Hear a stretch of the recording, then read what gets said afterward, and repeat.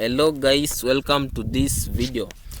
Today we are going to be looking at implied terms in contracts. So implied terms are the terms that are not necessarily written down or spoken, but these are terms that are in the behavior and in the course of conduct manifest themselves, but they are not explicitly spoken or indicated. So that's why they are called implied terms. So what are some of the ways of implying terms into a contract? Number one is that terms may be implied into a contract by what we call a consistent course of dealing.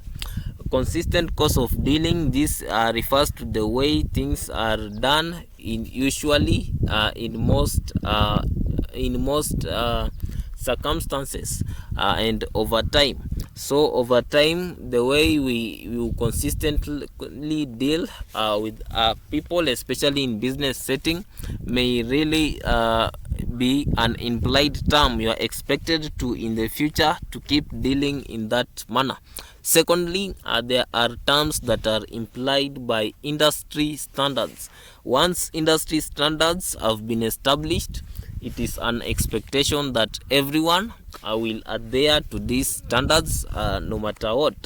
Thirdly, we have terms that are implied by business efficacy, and there are rules for these terms. Number one is that they must be reasonable.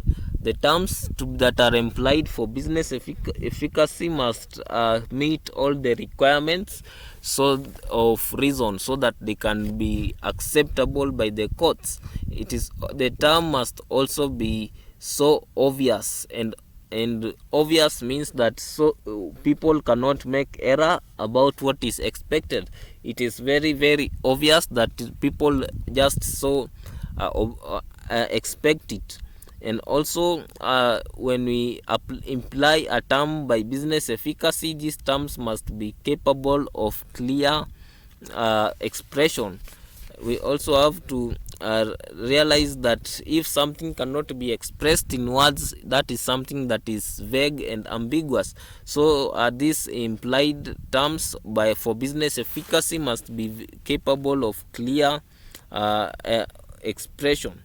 So we now go in the fourth way of implying terms into a contract, and that is implying by law.